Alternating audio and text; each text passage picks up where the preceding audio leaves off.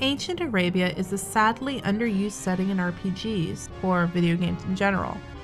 But considering both Defenders of Oasis and Magic of Scheherazade rank among my top genre favorites, I've always been greatly intrigued by the Super Famicom exclusive Arabian Nights from Pandora's Box. And although a translation patch has been available for the past 2.5 years, I only just got the chance to sit down and play it just this weekend. And boy, was I underwhelmed. The story goes something like this. Ifrit, king of the Jinns, has been stripped of his more powerful magics and is bound to a contract ring until he can grant 1,000 wishes. The last person to pick up the ring is a little girl who wishes for peace in her homeland. So Ifrit and friends embark on an adventure to defeat evil and regain the Jinn's true power. Cute premise, but regrettably I found the actual game plagued by a ridiculously high encounter rate. You already move so slowly across the world map that it seems downright cruel when a new battle triggers every few steps. But the biggest flaw has to be the lopsided difficulty level. New areas will utterly decimate your party until you manage to grind up enough money to afford new equipment, at which point the journey becomes a cakewalk to the next town where the whole process repeats itself. This is particularly disappointing because I otherwise really like the game's card system. At the beginning of a round, you can choose a card to place on the battlefield. Cards have various beneficial effects such as healing your party once a turn, dealing bonus damage to your enemies, or even boosting your party's attack or defense stats. But your opponent can also attempt to play cards, and only one card can control the board at a time. So the game decides which card to keep and which to bump by comparing their rankings, which range from 1 to 5. The higher ranking card stays, and the lower ranking card gets the boot, with cards of equal ranking canceling one another out. This mechanic is most useful during boss battles, but you really don't want to be caught holding anything lower than a 5, so you end up dumping the rest of your cards in random encounters, whether you need them or not. The dungeons are fairly large and equally frustrating, but again I have to blame the random encounter rate.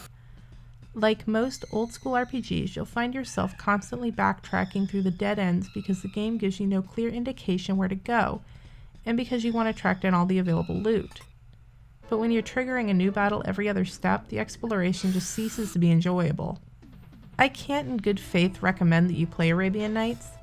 Despite its outstanding visuals, it's sadly not much fun to play.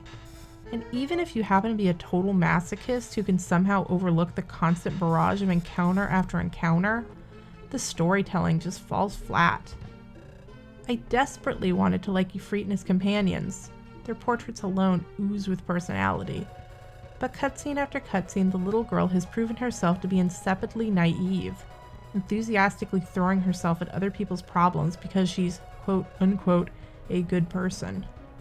While her traveling companions raise their collective eyebrows and charge in obediently after her because, well, how could the story advance if they didn't? It's one thing to have a silly and lighthearted storyline, but 3 hours into the game and I feel zero attachment to my shallow and soulless party members. The game's not all bad. Arabian Nights takes liberal inspiration from other RPG classics and crafts an incredibly pretty universe. It's no wonder that screenshots of this title have captivated my curiosity for years. But it's funny how throughout my current playthrough, I'm constantly haunted by a familiar sense of deja vu. From the overworld that's strangely reminiscent of Chrono Trigger, to the battlefield not unlike Ogre Battle, and even this. Now, I'm not calling Arabian Nights a clone, because it's very much its own game.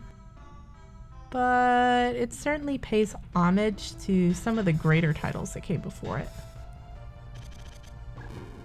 And that's my first look at Arabian Nights.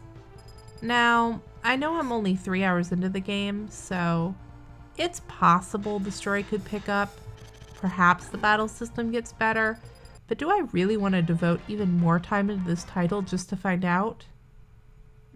No, I don't think so.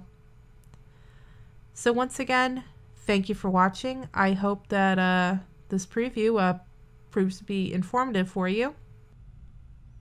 Daria out.